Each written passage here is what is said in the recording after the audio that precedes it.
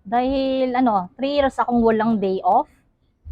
Hindi ko nahawakan lahat ng documents ko. 3 years akong walang cellphone. Mahirap yung dinanas ko. Kasi parang nakakulong ka lang eh. Wala kang kaibigan. Walang kakilala.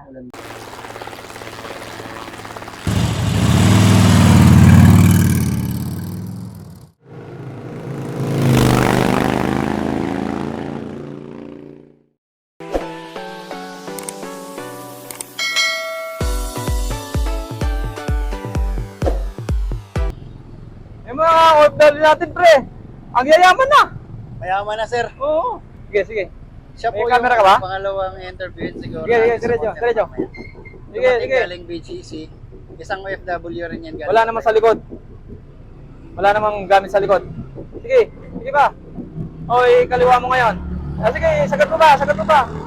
Ang galing mo naman mag-drive ba? Nung nakaraan lang eh. Pa-practice ka pa eh. Dagdag mo na yan sa... Okay lang naman. Mami.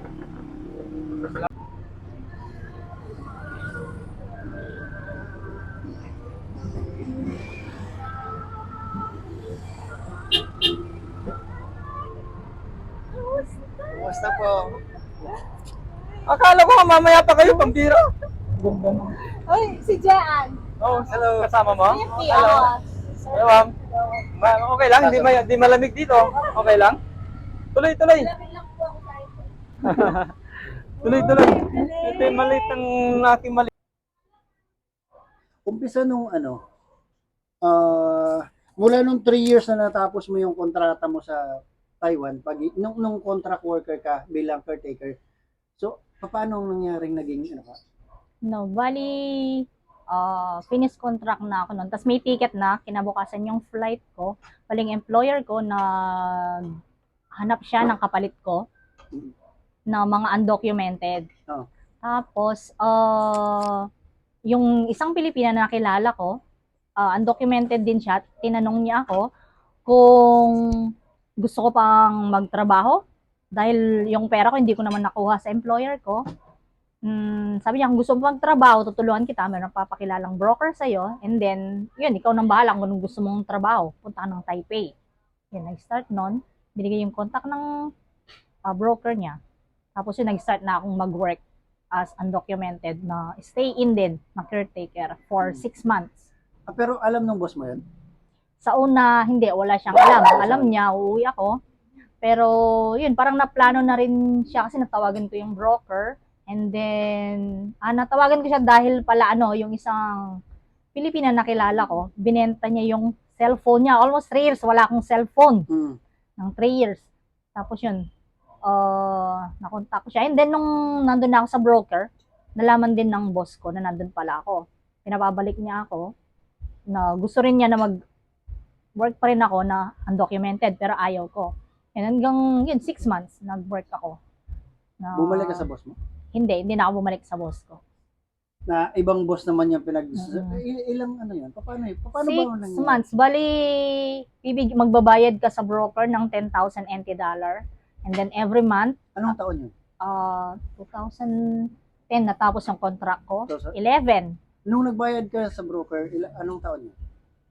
2008. 2008. Yun. Tapos yun, nag-work ako ng stay-in din sa mga employer na caretaker for 6 months. And then, nag-work ako ng private clinic dialysis center. Tinraining nila ako doon. Na-assign ako ng Panchao, Yonghe. Pinaka-main doon sa Dunhua. Anong taon na yun? Ano yun? Bali, 2012 hanggang 2014. Bali na kailang employer ka doon mula nung nag-undocumented ka? Ilang employer. Marami din eh. Pag hindi ko gusto yung trabaho, siyempre, papabalik ko yun sa broker. May broker na ng undocumented? Meron din. Meron. Silang broker. Meron din broker. So, magbabayad din kayo doon buwan-buwan? Oo. Ang first payment mo Ganun is ba? 10,000. And then, tuloy-tuloy every month, 1,000 na lang ang Parang sinisingil sa'yo. broker din talaga na original. Mm. Ganun. Ganun siya. Yan yung ano, yan yung minsan na naka-hide sa mga ano natin, sa mga kababayan natin na hindi natin alam kung ano yung trabaho nila. But nandito sa Pilipinas ngayon, wala tayong ano yung sinasabi ni Ma'am, yan yung totoo na nagbabayad pala sila sa mga sino yung mga broker na yun? Kunyari, Taiwanese din. Taiwanese, Taiwanese broker. din. Taiwanese broker. Oo. Sila yung naghanap ng trabaho sa inyo. Oo. Tapos ikaw din ang mamimili kung anong work ang Kung gusto anong work mo. ang gusto mo. Sahod, Nag-start ng 24,000. 24,000. Pag legal ka is noon 17,000 plus lang, 'di ba? Pag Nung legal ka. kailan? Anong taon? Nung 2005 to 2008. Nung 2000, hindi, nung nag-ano ka na, nung nag-undocumented ka, ang taon Nag-start is 2008. 2008. Nung taon na yon, nung nag-ano ka, undocumented ka, magkano sahod mo? Depende. Pag nung una 24. Buong buwan, isa lang yung boss mo? Oo. May pagkakataon na marami kang trabaho. Hindi, kasi naka-stay in ka lang doon sa Naka-stay ka lang. sa So, isang bahay. $24,000 dollars. Every Sa mga month. caretaker, magkano yun? Ano lang nun eh, 'di ba? 17,000 plus lang. 17, ganun. Oo. 15 yata, baka Nung una 15 15 plus lang nung una. Oo. 16, ganun. So, sa'yo, mas mataas pala sa inyo. Mm, Pero, mas mataas. anong benepisyo meron? Wala. Ano? Wala, syempre pag siguro Pag undocumented, walang benepisyo, walang ano, Wala. diba, insurance. walang Pero pwede ba kayo insurance. magpagamot? Pwede rin magpagamot. Basta Paano? merong kang tulad ko nung ang nangyari pala sa akin after finish my contract, tapos may nakilala akong isang employer, parang nasa media, tinulungan niya ako kung paano ko makuha yung passport, ARC at saka health card ko doon sa boss ko. Oh. Binigay naman ng boss ko kasi aanhin naman nga niya yun. Hindi Hmm. naman niya magagamit. Hmm. Yun, pag magpa-check up ako, basta ipakita ko lang yung health card. Oo. Pero kahit expired? At saka nung nasa clinic ako, private clinic dialysis center, every, ano din yun. Meron din akong tawag dito, nami-medical din ako ng free doon sa dialysis So, center. ibig sabihin yung mga trabaho. undocumented lahat, nagme-medical din basta may broker? Hindi, siguro, nasa sa kanila kung gusto nila. Pero ako, okay. regular yun. Regular ka na may medical. Meron, oo. So, magkaiba-iba. Mm-mm. Hindi alam ng marami na may medical din pala yung mga undocumented, no?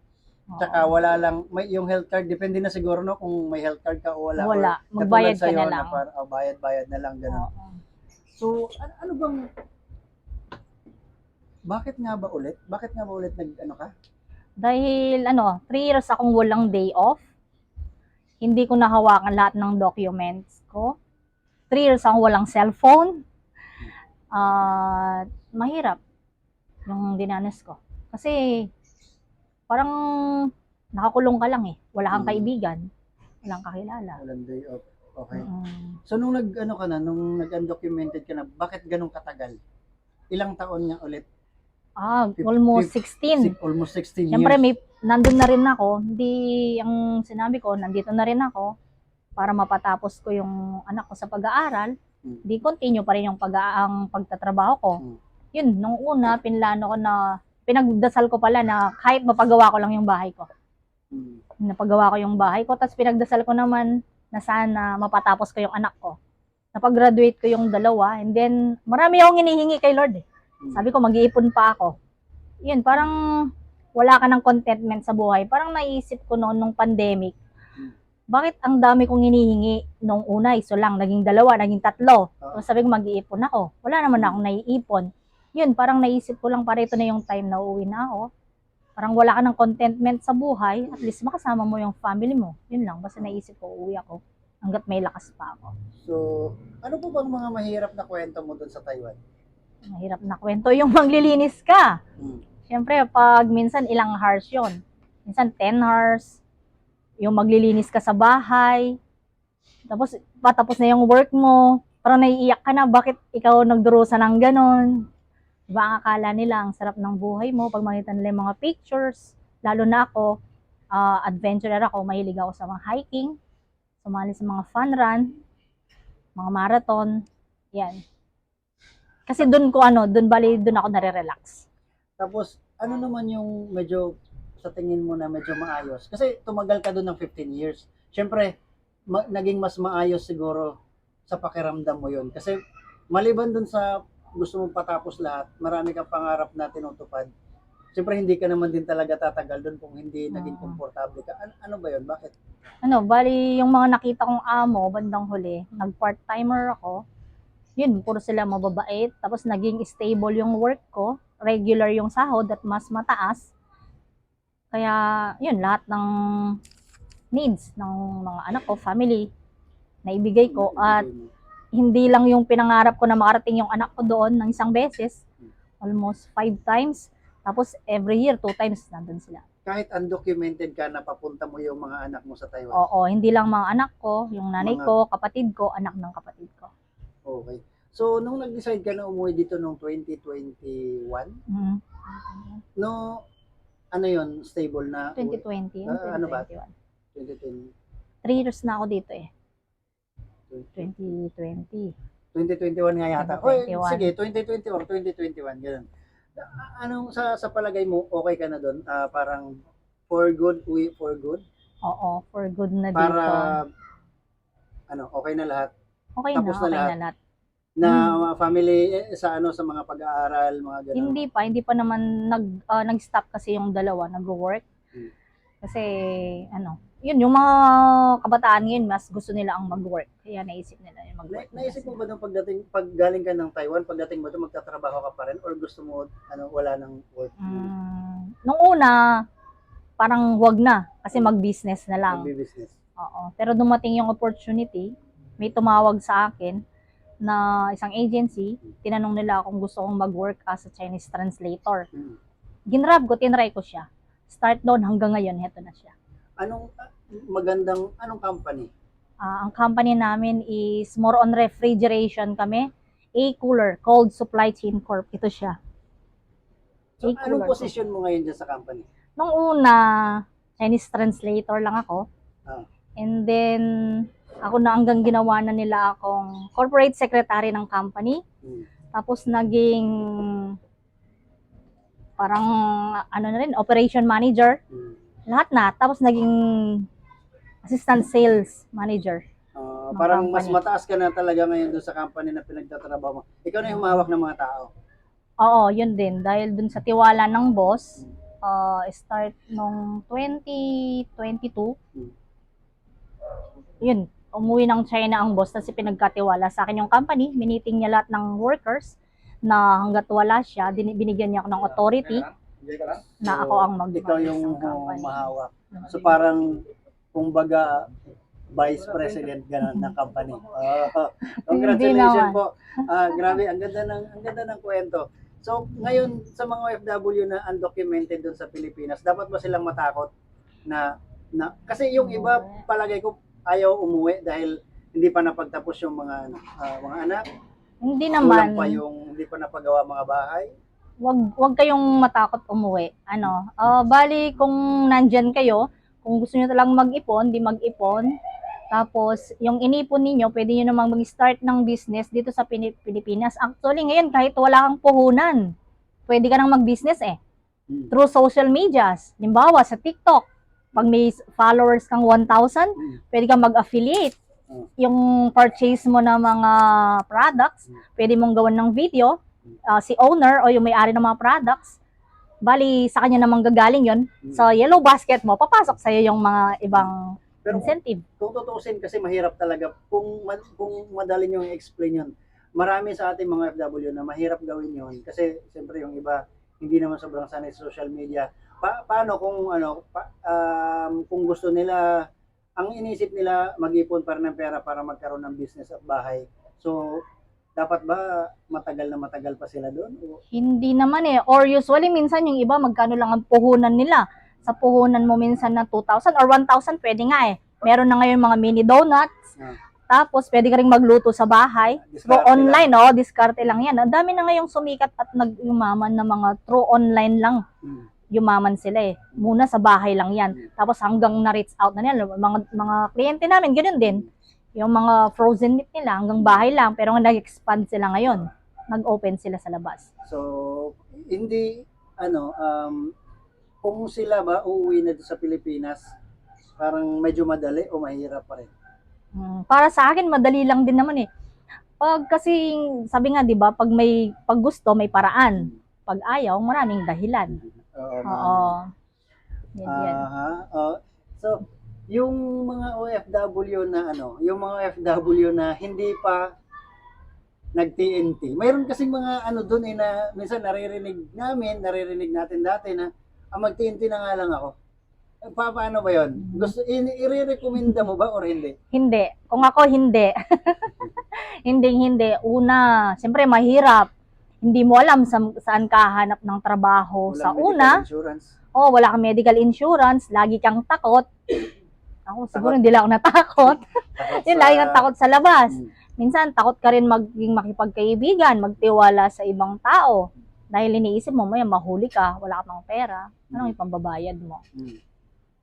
So, para sa mga nagbabalak, hindi. Wag na kayong, Wag. wag nyo nang ibabalakin. Okay. Para sa mga nagbabalak, wag. Hindi daw, sabi ni ma'am. Oo, huwag. Hindi pwede. Pero, Masarap ang legal. masarap pa rin yung legal. Nasa sa kanila pa rin. Weather lang ang buhay. Oo. Si ma'am may magandang trabaho dito ngayon sa Pilipinas. Kahit na napakahabang panahon siya nag-undocumented doon sa Taiwan. Ano lang talaga, sikap lang. Parang siguro yung tinawag natin na destiny. Yan. Hindi, pag siguro gusto mo yung isang bagay, Gusto mo yung isang bagay. pag-aralan mo, kahit sabihin mong hindi mo linya yan, kung talagang gusto mo siya, aralin mo lang. So, ayun. Maraming salamat sa pag-share mo ng story. Si Thank Ma'am you. Revy Pineda. Yan. Thank you. Maraming salamat. Anong lugar nga po kayo? Taga Planas, Porac, Pampanga Planas, ako. Porac, Pampanga. Okay, thank you so much. Thank you din po. Don't Then, forget to subscribe. This is OFW Observer Taiwan. Maraming Yan, salamat po kay thank Ma'am you po. Revy. Thank you Binigyan din niya tayo po. ng panahon para ma-interview dito sa ating OFW Observer content. OFW stories, pag naghanap kayo ng mga OFW stories, ang dami kong mga pinaplano na gagawin pa at sunod-sunod yung upload natin yan. Dahil pagbalik ko ng Taiwan, mayroon na ako naka-embak na mga content mula dito sa Pilipinas. So, check our page sa OFW Observer Moto at saka OFW Observer Taiwan. Mayroon tayong may mga na dyan, nag-aabang. Thank you so much. Yan. Thank you.